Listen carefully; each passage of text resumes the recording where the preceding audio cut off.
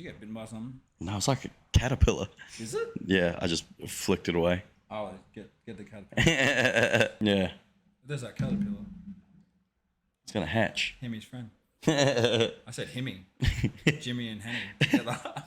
Hello and welcome to this episode of Behind the Chalk Bowl podcast, where we talk to coaches, athletes, and everybody in between in the health and fitness sports space. This episode is brought to you by Self-Made Clothing Co. Use Titan at checkout to save yourself a little discount, and also sponsored by Titan Strength and Conditioning. So if you're looking to get into the best shape of your life, follow that page and get yourself some coaching. Back with another episode of Behind the Chalk Bowl, episode 4. I am graced with one of the best coaches in Australia in powerlifting. Fuck, what a rap.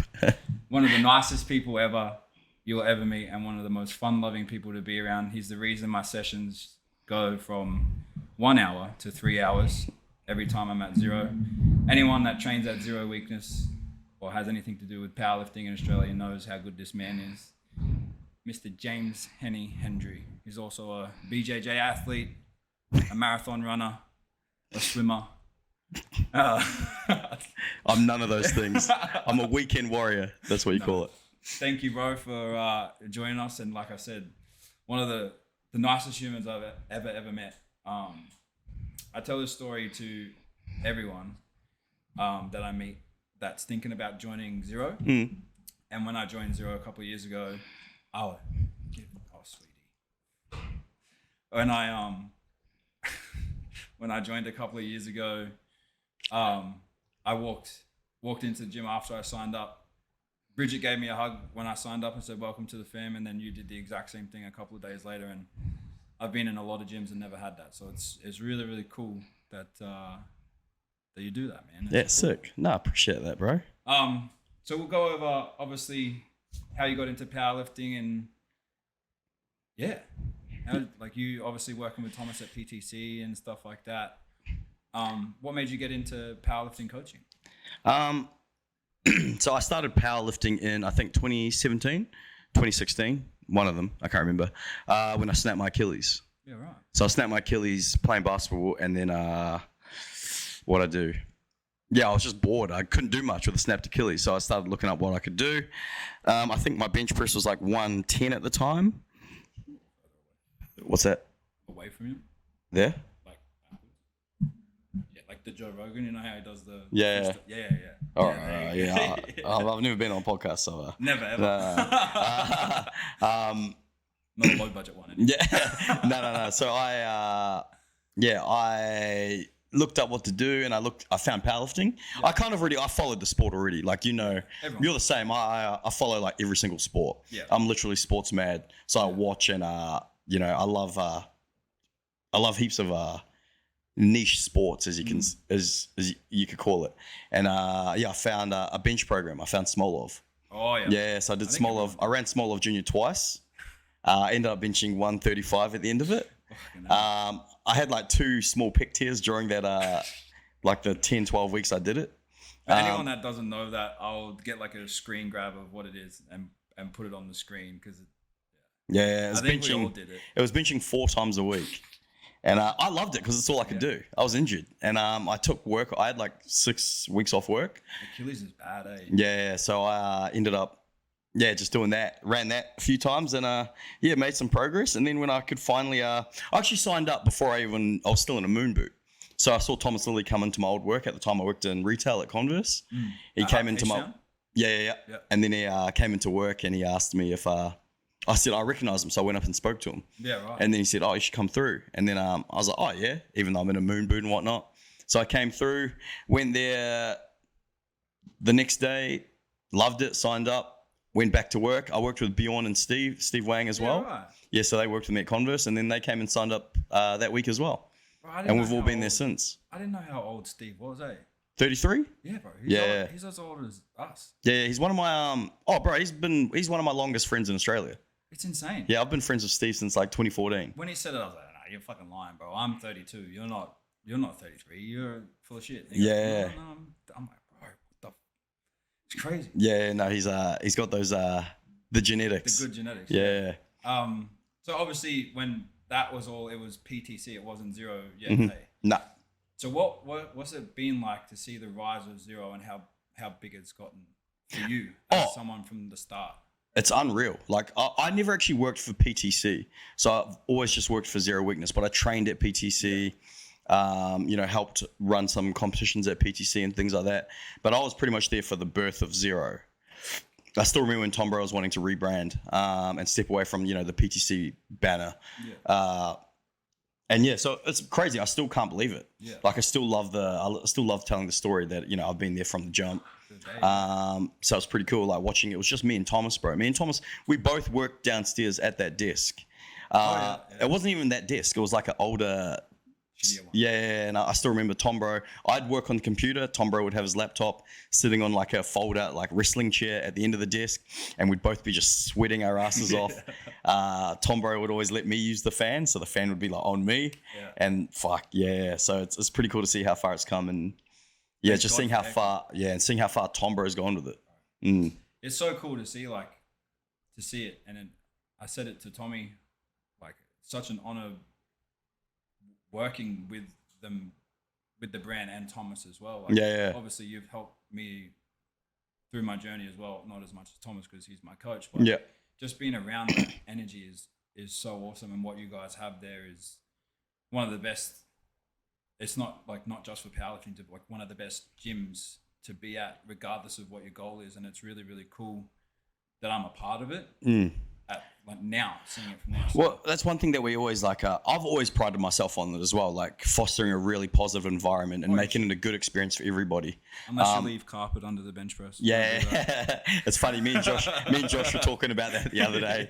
I was like, when I spaz out every now and again, but I own up to my mistakes. I'm like, fuck, that was bad, my bad. Yeah, and he's like, and he said it the other. We're both laughing about it. He's like, I fucking reacted real poorly, and I was like, it was just a fucking annoying. Yeah, it was just that. Yeah, it was just one of those days, and I'm sure people have seen me spaz out before. Sorry, I shouldn't say spaz out, but I don't know. I just like to, Bridget's the same. We just try to, we try to just foster a really fun environment and make it a positive experience for everyone. Because, for some people, the gym is their getaway. Yeah. For some people, it is Zero is the place. Like you said, your sessions go for 3.5 hours.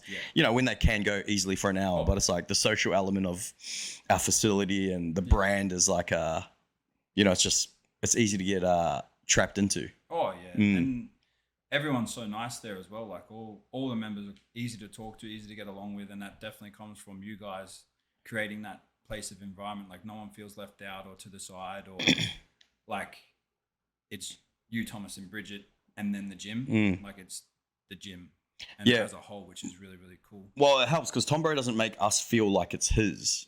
Yeah. He's never once ever made anyone feel like he's the boss. Yeah. Like he's just one of us. Do you know what I mean? But I spotted him the other day. It was for 300 and I was like, I'm spotting the boss. Like, I got to be on here. Like I can't touch the plate. I was freaking out. It was the craziest spot of my life. Man. So what is your exact role at Zero? Obviously, coach. Who's the manager? You or Bridget? I guess technically it's me. Yeah. But it is Bridget as well. I feel like she does a little bit more managerial stuff than me. Is she the manager and you're the enforcer? Yes. She manages with love and a kind heart. I manage with strong aggressive words when needed. No. We all need that. Yeah. You need the soft and the good cop, bad cop type of deal. No, it's a good balance because Bridget's got that. Obviously, that's my girlfriend. Yeah. But we've got at work we don't act like we're. Not at all. And she deals with people with love and kindness, and she's got a real nurturing nature about her. Yeah. That's why everyone gets stuck at the desk talking to Bridget. They just get stuck at the desk talking to anyone. Yeah. Especially after a UFC. 100. Yeah. The other day was the quickest we ever caught up, and I think that's because you were in a rush. Yeah, but sometimes, bro, I've been like, sometimes you come in, I'm like, nah, he wants to train today. I can't talk to him about UFC today or the footy or something. Yeah, it's but it sucks. Like, it doesn't feel like 3 hours has gone by if we're there chatting because And it just feels natural and it's just such a comfortable vibe and stuff like that. So even when so like just to answer your question, like we're both the managers, and even when Bridget came on, it was never like I'm her boss. Yeah. It was never like that. It's always like you guys are managing the gym together. Yeah. Because Thomas has never treated us like he's the boss either. Yeah. So it's always like, no, we just work as a team, and that's how it works. And it's definitely, and it's the same at all zeros. I mean, I've only ever been to Southside. Yeah. The red one for people that don't know. It's the same up there. Exactly. Like Daniel and Rochelle will never act like they're the bosses.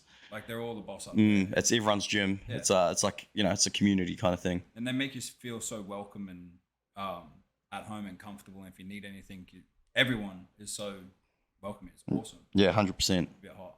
Yeah, I might turn that fan towards me. Is that cool? Yeah, grab it. All right, we'll go over your powerlifting career. So obviously you got into it because you were injured and stuff like that. How many comps have you done, and what's your total and all that kind of stuff? Like, prepare to be very unimpressed. I've coached more powerlifting than I have actually competed in training in powerlifting. So I've only competed. I've done 4 comps all up, one being a novice comp. So I've done 2 bench only comps because my first comp I was in a moon boot still, and then my first comp was in APU. Yeah, right. In like 2017 or 2018. When it was good. Yeah, I was just it was still shit. There was only 8 people at the comp. Oh. Yeah, I still remember I had more of my ex-partner's family there watching than competitors in the comp, and I was just thinking. I remember my fucking my ex's dad, who I'm still real tight with. I remember him saying, "Bro, what the fuck was this?" I was like, "Gee, don't start. I thought it was going to be better than this as well." Yeah. And he just roasted me for it, eh? Yeah, right. But yeah, there was only like 8 of us competing, all different weight classes. The good thing was the comp went for 2.5 hours. Oh yeah, so that's fucking awesome. Like in terms of a spectator sport, if the 8 lifters were good, it would have been fucking entertaining. If it was like all the big guys in the leagues and that, yeah. But it would have been my first time squatting 200 on my 3rd attempt, and I walked it out and timed out.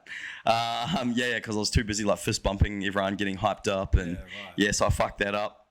For everyone that doesn't know powerlifting, you got a minute from when they say platform's ready to get on and unrack. Yeah. Unrack the bar for your squat. So what it means by timed out. And then I went 6 for 9 at that comp. I think I totaled like 522 kilos. That's pretty good. How heavy? Nah, I was like 85 kilos or something. So I competed under 93s. And then I did a GPC comp the next year. Just because I wanted to compete with all my friends that I train with. Yep. So like me, Edan, Andy, Ricky, Taylor. Some of these names you probably won't even recognize because heaps of them are out of the powerlifting now. But that was such a fun prep. I worked with Andy Davis at the time. Yeah.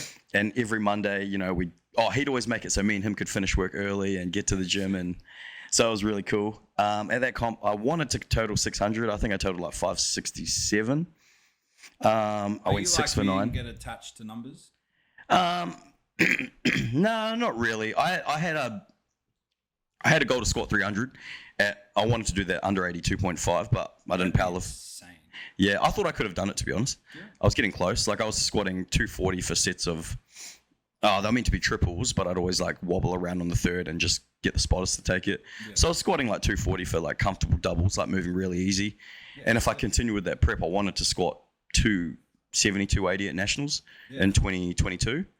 But I didn't fall through with it. I don't know. I think I just enjoy coaching powerlifting more. Yeah. You're slowly becoming what's that guy who coached the soccer team? I may have told Bridget about it. It's called The Playbook on Netflix. Mm-hmm. And it goes through different coaches in different sports. Mm-hmm. One of the episodes is on Doc Rivers and stuff like that. But one of the other coaches, he was okay at soccer, but way better coach. He took a team that was bottom of like one of their championships and took it to like the Premier League, won that and stuff like that. And you can see it in your guys like Lem. Yeah. Back-to-back fucking records in 3 weeks. Angus not injured, doing 7,000 comps in 1 year and then spotting and loading after. Like you're definitely a great coach with with good knowledge and stuff like that. How did you get into coaching? Is there a coaching course or something that we could do or out there? Yeah, there is the coach development course, the Zero Coach Development course, which I highly recommend. I was a part of like the pilot version of that course with like Daniel Carpenter. Yes. Who else was in my course? Jen Smith. There were a few of us who did the pilot one, and it was really cool. But I'm lucky. Like, I had lots of mentoring from Tombo right at the start because he didn't have X amount of gyms. He didn't have X amount of the coaches. Yeah. I worked alongside him every single day. Like, we literally sat at the same desk. Yeah. So I got to have like ongoing mentorship, which I was really lucky for. And get paid for. Yeah. And that's what I think is really cool about Bridget as well. Like, she's developing into a really good coach just because she gets more exposure to Tombo and can ask him questions and things like that. And obviously Thomas isn't. Well, you've asked Thomas any question, he's not going to say no. No. And not give you an answer. But he's also obviously wants the best for his brand, so he's always going to do that. And 100%. Help you guys with whatever you want. Well, that's it. Like, I'm a representative of the brand. Yeah.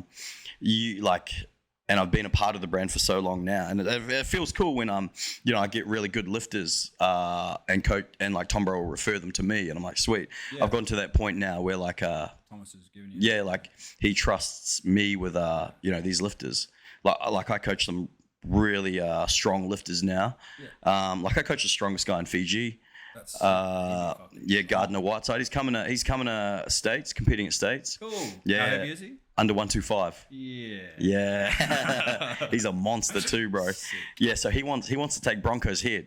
Yeah, right. Battle of the Islands, bro. Bro, Bronco's insane. He's like your height, but my weight. He's shorter than me, bro. Shorter than you? Yeah, like quite a bit shorter than me. He squats like 335 or something. I don't know. Naturally. 350? Something stupid. In sleeves, which is way up. Yeah, monster. Like just, and he's so nice too. Like I liked when I did States last year. All the Nauru boys, they're just like passing around all the gear, like all the belts and stuff. Like, oh, you're up. Like, here you go. But yeah, that's cool. So he's coming over in March. Yeah, he's coming over for States, and then like I've coached like people like Matt Rodwell, who's won like multiple national titles. What else has he done? He won overall at. Oh, he won Worlds as well. He won overall at the last nationals. I had the highest dot score. I can't actually think of anyone off the top of my head that's super strong. Peter Dolan in New Zealand. Yeah, right. I really wanted him to squat more than Tom Hardy at Pro Raw last year. Yeah, right. Like in my head, I wanted him to squat around 370, 375, but he ripped his had to get his thumb stitched up. Yeah. So he didn't have a very good back end of the prep. Losing like close to 7 kilos in the last week, heading into comp. Yes, from the antibiotics, they were just fucking him up. Oh, so his thumb got infected. Oh, I can't even remember. But 7 kgs in 1 week. Yeah, so he would have. Yeah, but no, I'm pretty blessed. But it's not even those guys I'm the most proud of. I love. I don't know if you've noticed, but on Instagram, I don't post any like educational content because anything I say, you're going to be able to hear from somewhere else. I'm just going to articulate it a little bit different, put like the zero spin on things. But I think the lifters that I like really admire, like posting people like Alessandra Perry, like Angus, people that you can see like the rock hard evidence of their progression. Lem Shanty that I've coached forever, Ryan Anderson. You can literally go back and watch their old videos and see the progress that they've made. So that's all I post on Instagram. My lifters' progress. Proof in the pudding. Yeah, that's it. Like I don't need to tell you, use big words and that doesn't interest me. I'm similar to I'm not the smartest person ever. I sucked at high school. All I wanted to do was play footy and go to hospitality because I got food. Yeah, I'm a dummy, bro. I'm a dummy. I'm dumb as shit. I'm just a meathead, bro. The only reason I'm succeeding in uni is because I make it as dumb as I possibly can so that I can articulate it in a way that I understand it, or I'm not going to be able to help someone. But I'm never going to go on Instagram or coach someone or talk to someone and go, yeah, the humerus is connected to the tibia this way. And like, none of that shit. Because people are like, ooh.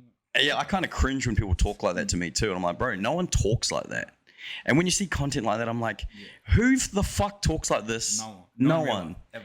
Yeah. And like, you've been around the game for a long time. I've been around, like, you talk to other coaches and stuff. They're not talking to you in full technical terms. Squat this way. Yeah. Like, it's not necessary to get the best out of a lifter because it's going to make them feel stupid. 100%. And like, I've worked with some really smart people like Declan McMichael, Mitchell Risman. They've done their placement with me.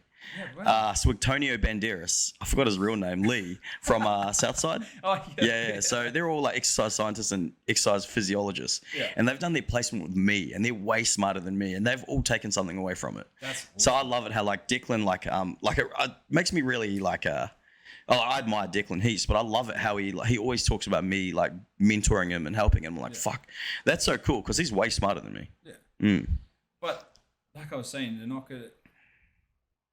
People skills is something that's very hard to teach if you don't have it naturally. Yeah, 100%. And you've definitely got that to be able to get like you Ryan and I always thought his name was Andrew for a long time. Who, Ryan? Yeah. His last name Anderson. Ryan Anderson. I called him Andrew like twice. Yeah. Who's Ryan? Why is he fun? Anyway, but you can see it with like the progression of your guys that the way you articulate and do talk to your clients gets them to do what you want them to do. Yeah. Well, and that's the biggest thing, obviously, in coaching is to get them to do what you want them to do. Well, that's it. There's like a desired outcome. Yeah. It's like, okay, what's the best way to work towards this desired outcome? Yeah. And you definitely found the system for that. Yeah. That's like everyone at Zero uses the same system. Yeah. It just depends how we all put our little spin on things. Yeah. We like to word things differently. Like I said, we articulate ourselves very differently. Yeah. But yeah, you guys have definitely got a great system over there in developing really strong human beings, and it's fucking awesome to be a part of it. And there's so much to look forward to this year as well.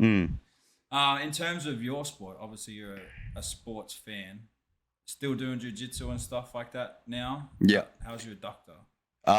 So I tore my adductor maybe 10, 12 weeks ago. It's getting better. It's on the mend, but we all know adductors are super niggly and they take forever to rehab. So it's slow, but I'm enjoying it. So I've been doing jiu-jitsu just over a year now. Yeah. So I'm still a white belt in jiu-jitsu, but I love it. That's because you've been injured like 5 times in the year. Yeah. Like I think about it though, like because normally I'm really impatient, and jiu-jitsu is one of those things where like you have to be patient. Yeah. So I'm not in no hurry. And I don't know. I think it looks cool if you're a white belt and you tap people out as a white belt or higher ranks. Like not egotistically, but you feel good. Yeah, it's like oh sweet, he's a really good white belt, or he's it'll get to the point of when I get my blue belt, I feel like I deserved it. Yeah. You've earned it. Yeah, because I thought I did a comp like 4 weeks after I started jiu-jitsu. Yep. And I won that comp. Yeah. And some people were like, oh, do you reckon you'll get a blue belt? And I was like, because I've heard other coaches will give a student a belt for winning a comp. Yeah, right. If they're good enough. And I remember thinking to myself, fuck, I hope not, because I barely know how to do jiu-jitsu. Do you know what I mean? Yeah, I was just lucky I was stronger, faster, more athletic than these guys that I was versing. Yeah. And I remember thinking, fuck, if I get my blue belt, I'll feel like such an imposter. Because like a blue belt in jiu-jitsu, they've been training for 2 years, roughly up to 2 years. And they already understand like concepts and they're good at jiu-jitsu already. Yeah. On that, something I spoke about with Josh was imposter syndrome. Mm-hmm. You just said imposter then. Do you still get it now? Is that something that you deal with daily, or how? No, not really. I used to get it real bad. Yeah. Especially the thing that used to really get me was because I don't powerlift. Yeah.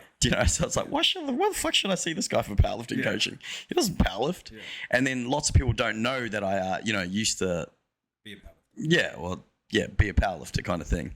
You're a powerlifter. You're an open powerlifting. Yeah, true. That's true.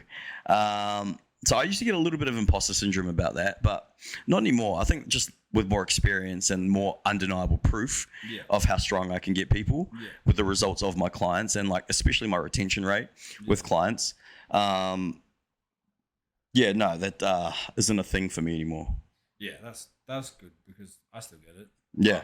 Oh man, it's normal. I think mine stems more from the fact that I'm fat. Well, I used to be fat. That I'm fat. Oh shit. That's my bad.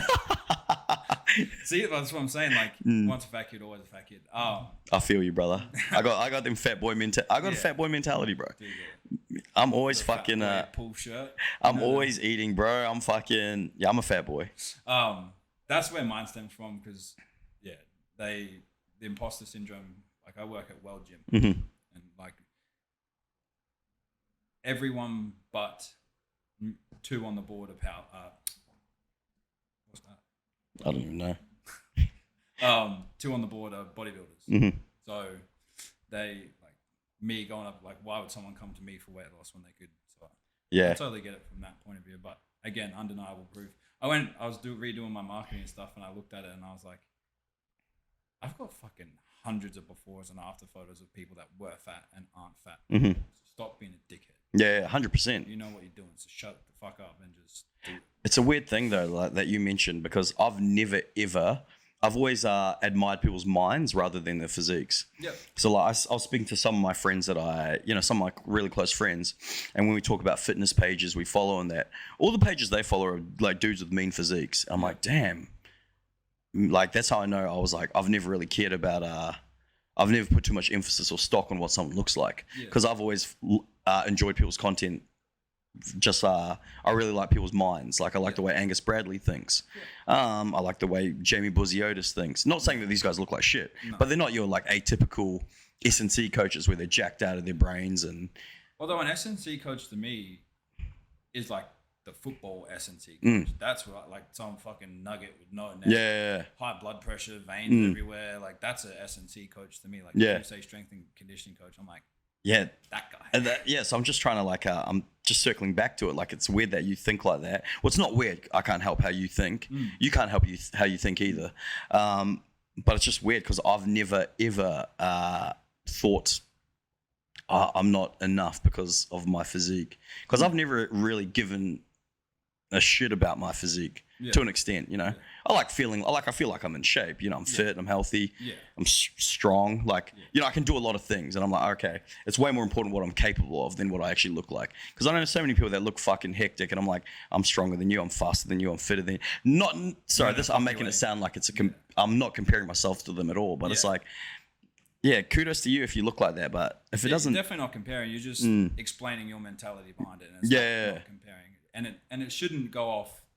Hey, I mean, obviously, you're not gonna go to an obese person for health advice because being an obese person previously, you're not healthy. There's like so many health implications of being overweight in a bad way. I think I've told you the story. Like when I was a strong man, I wasn't a healthy one. Yeah. Like I was strong as fuck, but I was obese. I was waking up with an 85 beats per minute heart rate. Yeah, that's wild. You're waking up in zone 2, eh? Yeah, I'm waking up ready to go. Like it's not good. It's not good, man. So, I've started to have that mindset shift of more about how you perform and how you feel instead of how you look. Yeah. I mean, obviously, like you look good, you feel good. Yeah, everyone wants to look good. Yeah. Yeah, but everyone's definition of looking good is different. Like to me right now, I feel like because I've showed you photos. I've been real lean. You know, I've been fucking diced. Like you've been chunky too. Yeah, I've been 72 kilos shredded. Yeah, I've like proper. I think I've showed you fucking abs everywhere, and but back then I was more insecure about how I looked. Yeah, because it gets worse. Eh? I remember one time someone made a joke at work because there were these Krispy Kremes, and I ate heaps of them, and I ate heaps of them. This is when I was like 72 kilos ripped, and someone made a fat joke, and I was like, are they serious? Like, am I actually getting fat? And I remember like going out the back and looking in the mirror and seeing if I could still see my abs and shit. I'm like, nah, maybe they were joking, and it was real weird. Yeah, it's weird when you get like when I did the WBFF show in 2018. I was 96 kilos and 9% body fat. Yeah, I was like, you're a fat guy. Like, never happy, never satisfied. No, and it's a crazy shift. Obviously, being around that environment up there, like hearing them talk about themselves, I'm like, bro, you look fucking great. Yeah, 100%. People kill to look, and I also admire that they're determined to get better as well. Like what they're willing to do to get to that next step, and it's cool to see all those kinds of different sports and stuff as well. So 100%. What were you gonna say? Did you get bitten by something? No, it's like a caterpillar.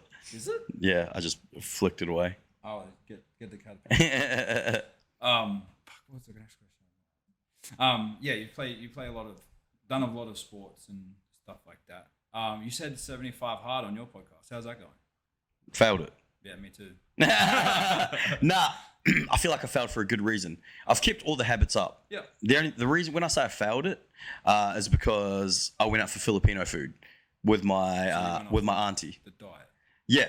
Like, I still work out twice a day, every single day. Yeah. You know, when I say workout, one of them might just be a 45-minute walk with my dog, which is every day. I'll do jiu-jitsu and I'll lift most days as well. Yeah. So I'm always working out twice a day, if you want to call it working out. I've just been reading 10 pages of a book a day. Yeah. My nutrition's been really good. Like, this is probably the best it's been in forever.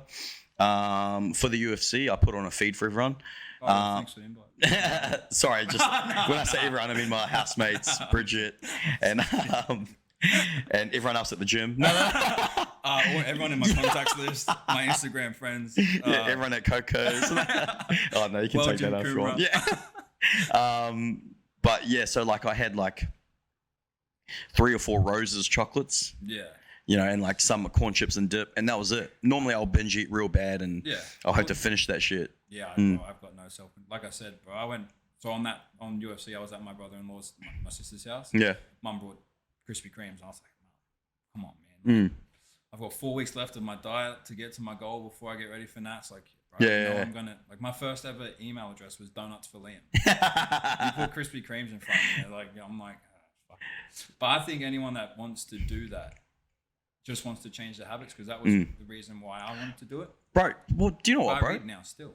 Like, yeah, well, it takes a huge mind. Like, mine was just more understanding my certain behaviors. Yeah. So mine was all like a dopamine fix, like a quick hit. Yeah. Like, so that's why I had to finish the Oreo pack. Or Bridget would always be like, you don't have to finish it. I'm like, nah, trust me, I do. Yeah.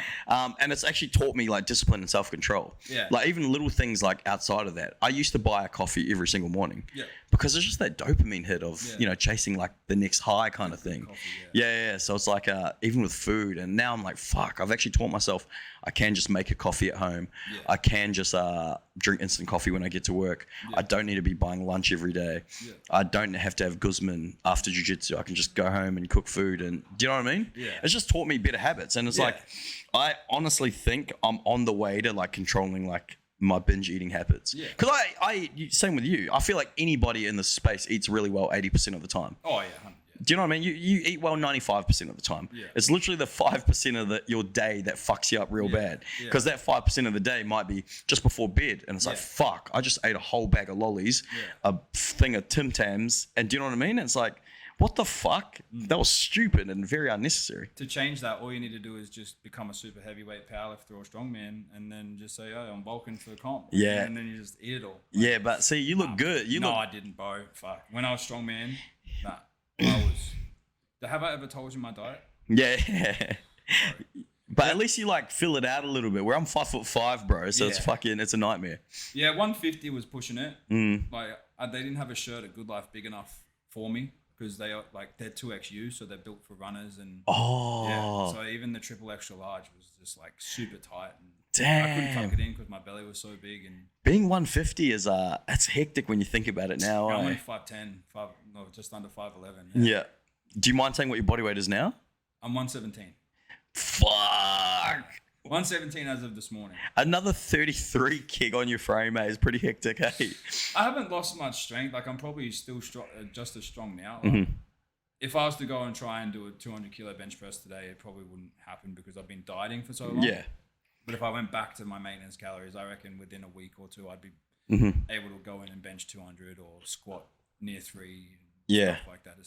It's really weird though, our sport, you know, those numbers that you just see, they're like, that's an expression of the strength you've already built in like previous phases. Yeah. So when you hit those numbers, you know, you're perfectly peaked. Yeah. You know, there's some extra supplements you might take. Yeah. Probably not you because you're natty. Stuff. Yeah. Creatine.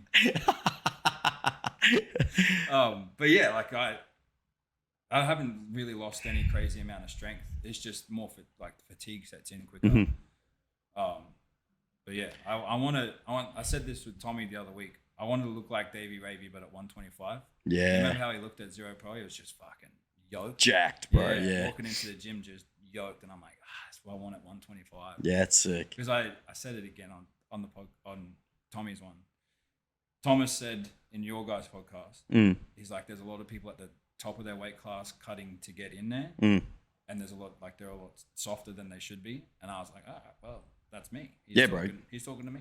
Yeah, you got to maximize your weight class. Like, look at the best in every weight class. They're all fucking jacked out of their brains.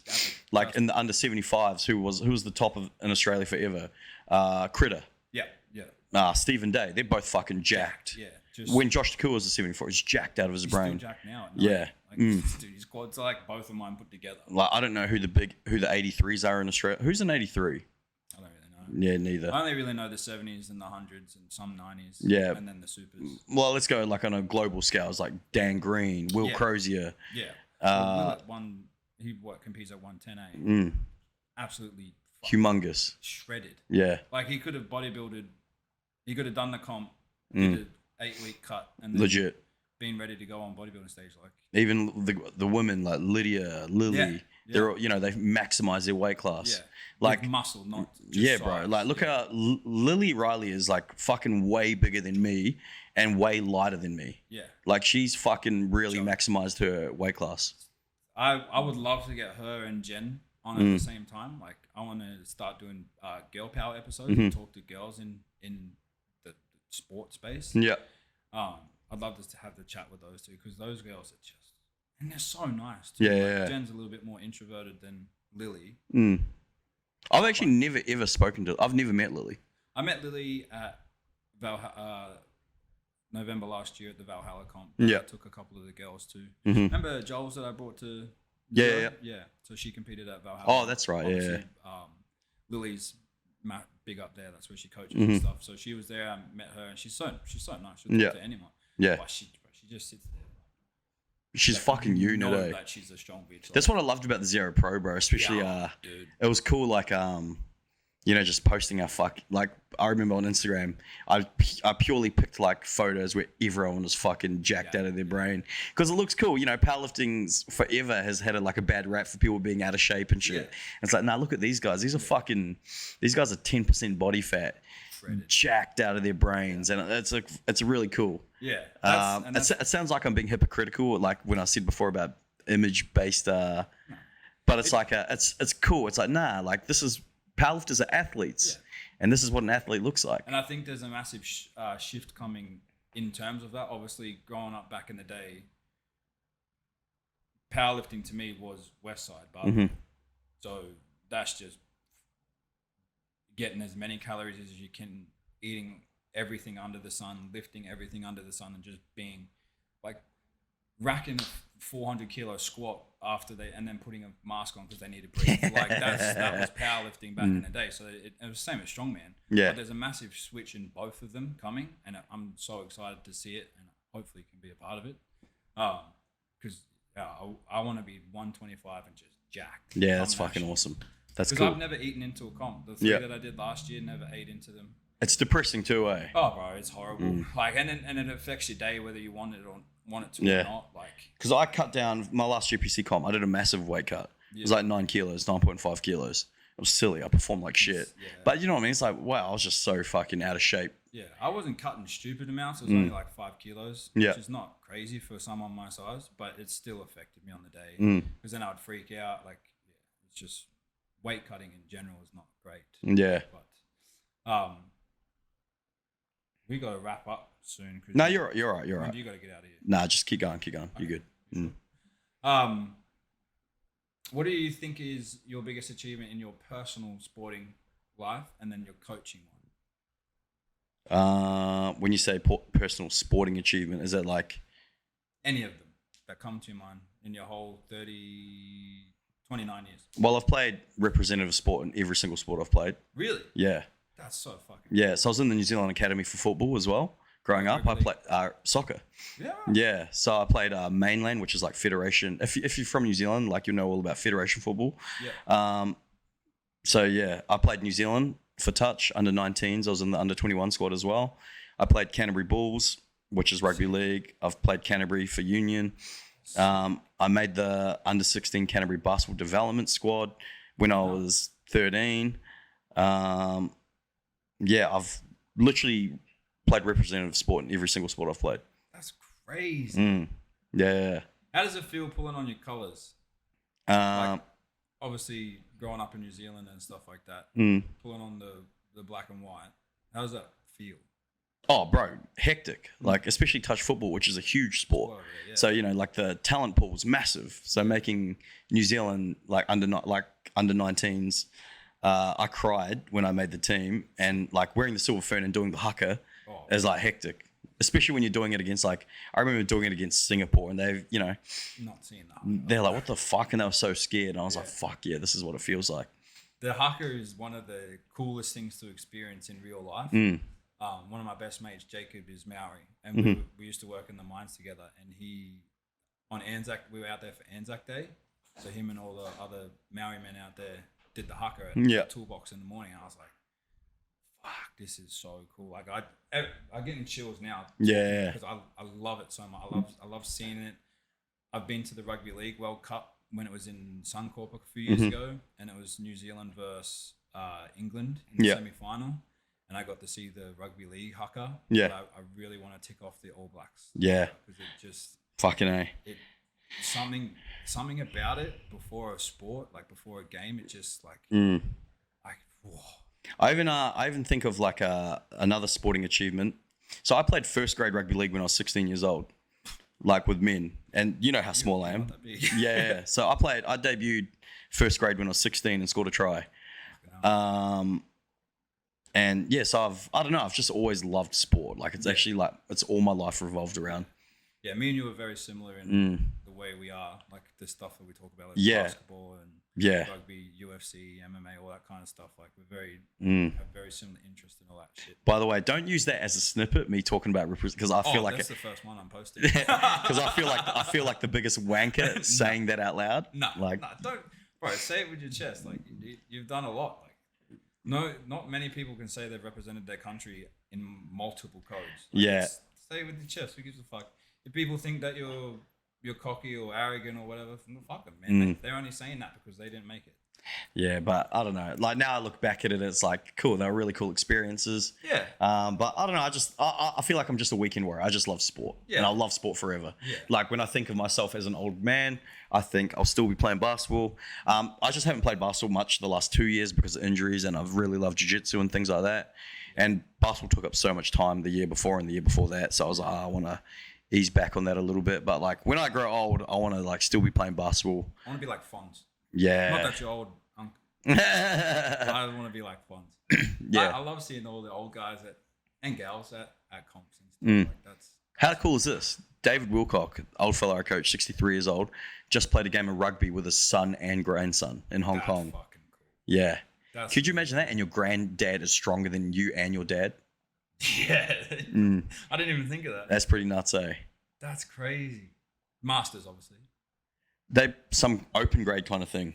Yeah, right. Like they came into New Zealand to verse us. I was like, look at these big fucking cunts. Hate to play against. Would you say West Auckland?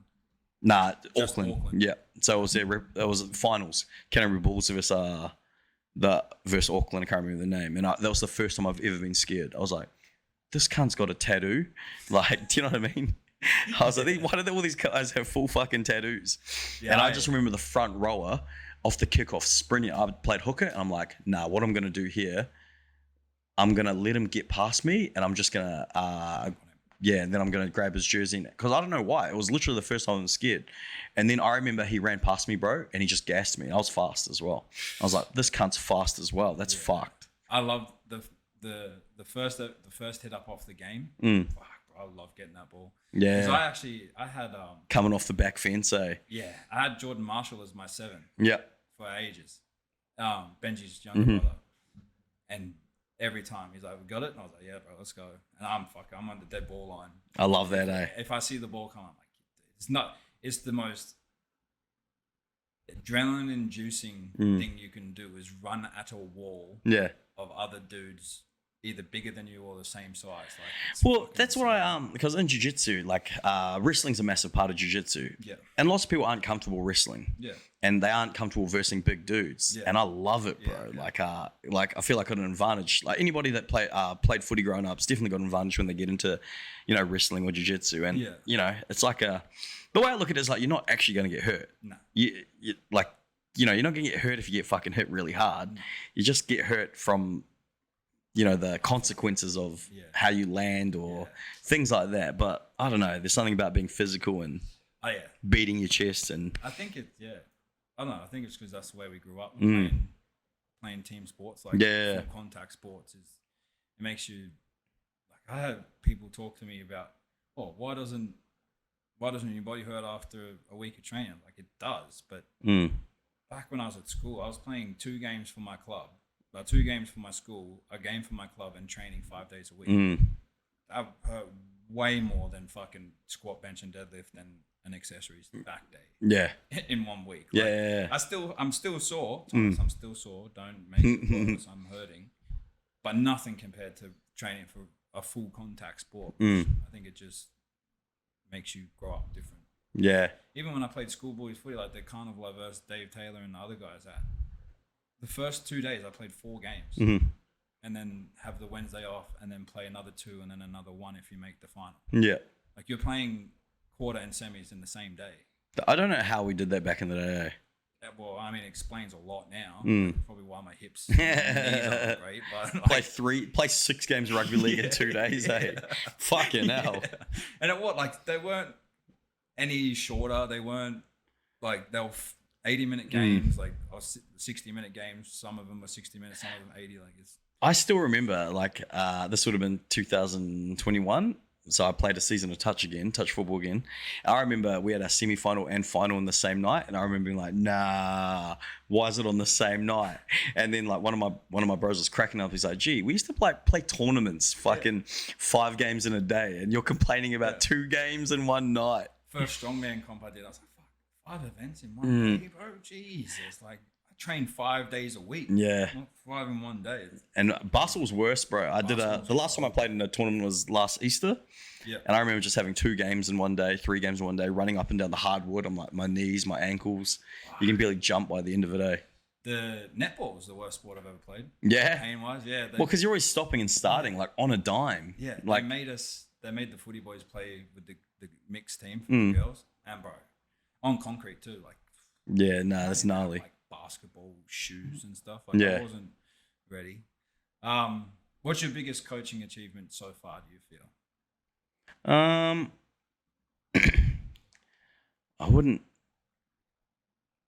don't know if it's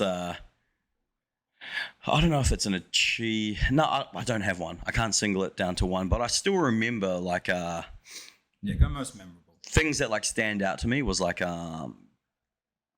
getting invited onto the Melbourne Strength Culture podcast. That's cool. Yeah, I was like, wow, I'm like recognized in this industry because they only have recognizable figures in the industry. Well, that's cool. And then little things like maybe having like Jordan Shallow and Jordan Ginter on the podcast. Yeah. So rubbing shoulders with those kind of guys. Yeah. It's like, fuck, I've listened to RX radio since the jump. Yeah.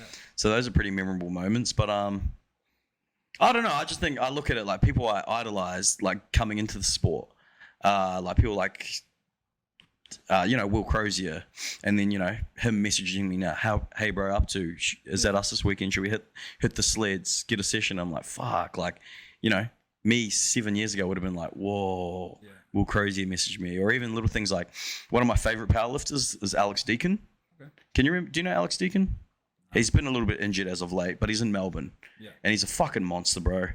He squatted like 370 at like under 95 or under 90 or whatever it was. That was fucking nuts. That's insane. And he's a legend too. And I remember him messaging me one day asking for advice on something, and I was like, what the fuck, this is nuts. That's so cool. Yeah, that's awesome. And it shows, man, that you deserve it.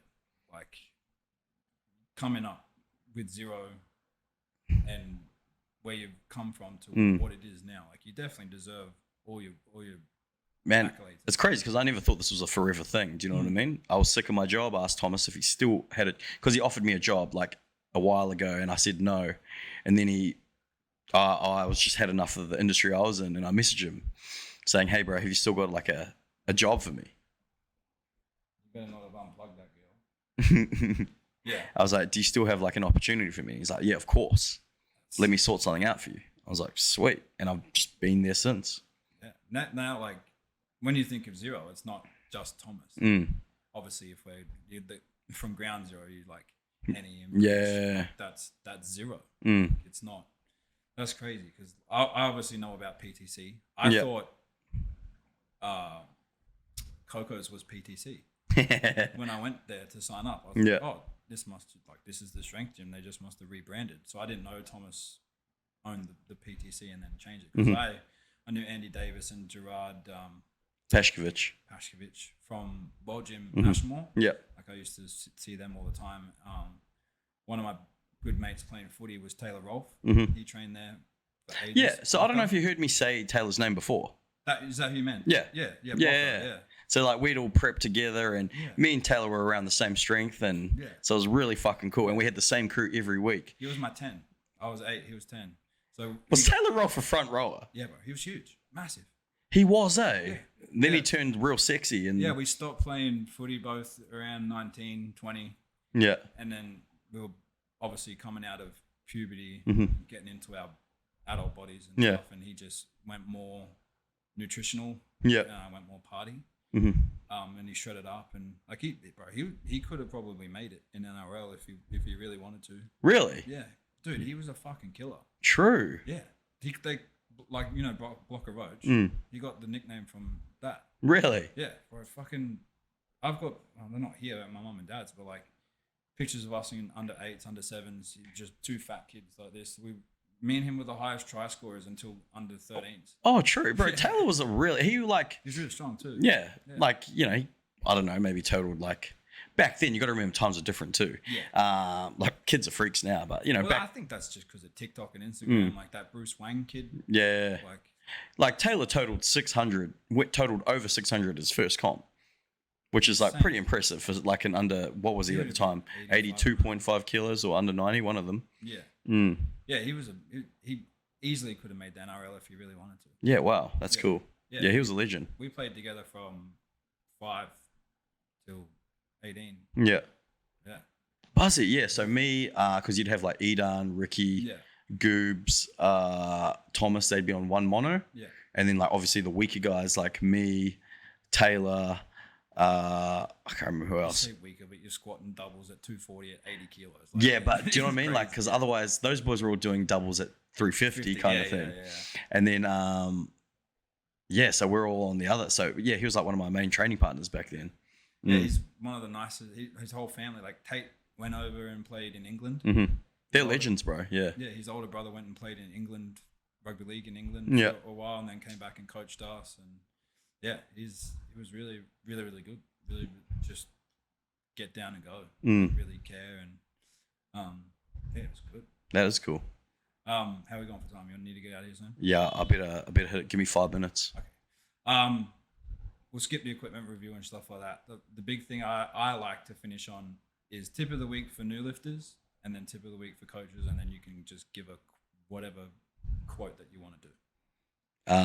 Tip of the week for new lifters. Sign up to 0. I don't want to say something like get a coach because everyone says something like that. I'm just going to say make sure you're having fun. Yeah. Because I look at people in our gym. I look at people like, have you met Tom, the young kid who's fucking jacked and really strong? Shredded, shaved head. Yeah. Always cuts his knees. Yeah. Shins, yeah. So I look at people like him who like max out every single week. Yeah, I saw him. He used to World Gym. Yeah, and I always think to myself, fuck, like he could get so much stronger if he did. And I'm like, no, he's having fun. He's really enjoying himself. So I'm like, my main thing is just have fun. Yeah. You definitely bring that aspect to 0. Yeah. Even at comps, man. Like I remember nationals last year up at the Multicultural Center, and you were still you were like 3 days deep, but still having a good time. Yeah. Like you were spotting and loading, running around MCing, wrapping knees all over the place. Obviously set up the whole thing, and still giving out fun. Yeah, vibes. Because it is fun. We're all just hanging out with our mates. Do you know what I mean? And we're all in the trenches together. Like you're in the trenches with us. Yeah. Like you're working the whole weekend competing, and it's fun. Like we're all in it together. I think spotting and loading is way harder than competing. Spotting and loading is a nightmare. I don't know how you guys do it for so long. I was so much sore after Christmas Cup. But do you know what's funny about you guys? When you guys spot and load, none of you guys ever want to let anyone know that you're tired or... Nah. So when someone... Like, we've got so many people just sitting there waiting to spot and load. Yeah. And it's like, they don't actually ever get to jump in because everyone's like, no. Yeah, I was surprised that I got in at Nationals because that was my first ever powerlifting comp that I spotted. Like, I'd spotted other competitions, but like my first sanctioned comp that I did, and it just so happened to be APL Nationals. And obviously Ryan Anderson's there, Jesse, Soups, Fudstein, and I was like, these guys are like pros at this shit. Like, and I fucked up. Like 3 lifts in, I read the board wrong. I read the next one. Oh, bro, it's definitely a skill, eh? Oh, dude, yeah. It's hard to master, but once you do it, it's good. Tip for new coaches coming into the space. Do the zero course.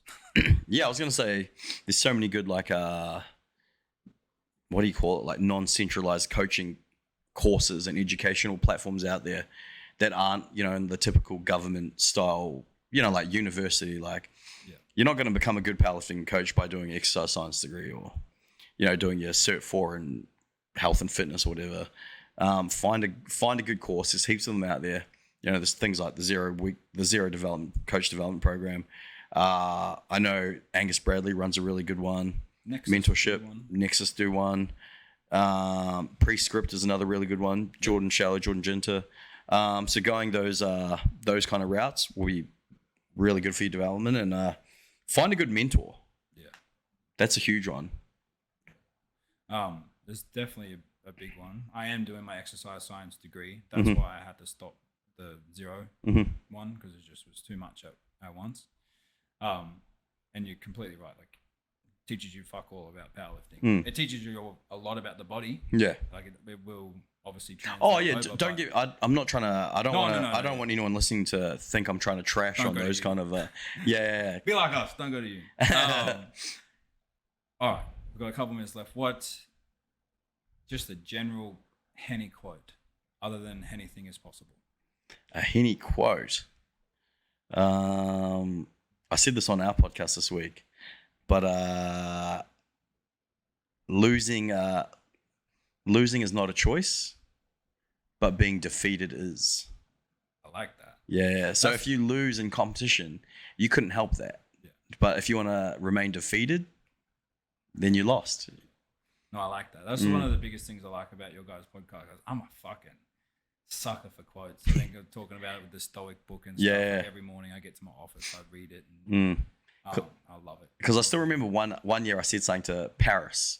This is when Bridget coached it. This might have been 22 or 21. And even Thomas was like, fuck, that's good. I remember Paris bombed out, or not bombed out, but missed her third squat on depth or something. And she was filthy. I've never seen Paris angry before. She was proper angry. She was proper pissed about the comp.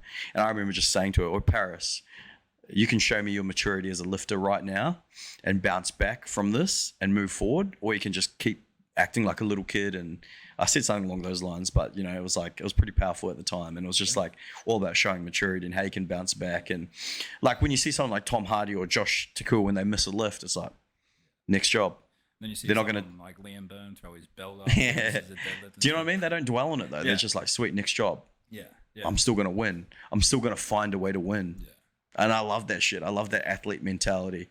And like, I'm guilty of it too, where I joke about powerlifting not being a sport, but it's a fucking sport. Yeah. And it's one of my favorite sports there is. Yeah. So when I joke about it, it comes from a place of love. Yeah. But I look at people like Tom Hardy. He's a fucking athlete, bro. Yeah. When I was talking to him the other day, it flipped a switch in me. Like I thought I was an athlete. Like, I'm putting myself through hell to lose weight so I can become fucking jacked for nationals. Like, I'm not walking away without winning. That's the one, bro. And if I don't win, I'm not walking away. Yeah. Like I'm going out on a stretcher. Like that's the way I'm going into this whole prep. But I was like, when he speaks, I'm like, bro, you are. And then seeing him on Monday at Zero, I was like, you are just. You can see it. He's such a fun-loving guy. Yeah, but he's a freak. And then that flick switches. As soon as Tom's like, all right, you want me to rap? He's just on. But yeah. That's cool. That's it, man. I really, really appreciate this. I heard through the grapevine that this may be your last ever podcast that you do. Yeah, I think I said this to you. I hate doing podcasts. Yeah. I like doing our own one. Yeah. But so I very much appreciate it, and it was a very, very good chat. It was only quick, but very much appreciate it, man. No, I actually really enjoyed this. Okay. Like I wasn't dreading it because I really like you and like you're a good friend, but I was just like dreading the fact that I have to do a podcast. Yeah. Because when you like it could be anyone's podcast. Yeah. I was just like, have to do a podcast, but I really enjoyed this. Yeah. Well, there was usually a bit more structure, but I don't know. Me and you talk very easily, and I wanted to keep that vibe. I didn't want to ruin it by having a structure. And you don't need structure. Our podcasts are literally planned half an hour before the podcast. Nice. Yeah. I'm like, shit, better plan the podcast. Awesome. So no one knows about the topics or anything until we do the podcast. I think that's better though, because it catches people in the moment. Well, yeah, and what they really think. It actually makes you think critically, and it gives a true, authentic answer. It doesn't give you time to see what someone else has said or read someone else's research. It's like, no, this is what I think. It's like, we're not fucking scientists. We're not doctors. No. These are all just thoughts and opinions. And he legit is one of the smartest people I know. But it's like, these are all thoughts and opinions on these certain topics. Like, our industry is so primitive. It's still in its very early stages. There is no concrete evidence for a lot of things that we do. And I think a lot of coaches get hung up on the opposite of that and will die on their sword for that shit. Oh, it's the worst. And that, I think, why they may be good coaches, they're not going to be sustainable because they're just not open-minded. And that's one of the biggest things you have to be in this industry is open to new techniques. 100%. All that other stuff. And I think I've said this to you before. Like, I don't care what any other coach is doing. No. Like, I'm just I think they're trying their best, and they're trying and I'm never going to stop someone from trying to make money. Do you know what I mean? It's like, nah, they're doing the best with the information that they have. Exactly. They don't know any better. They're trying, but be open-minded and fucking don't be afraid to make mistakes and ask questions. All right, bro. Sweet. Thank you very much. Thank you, brother. Awesome.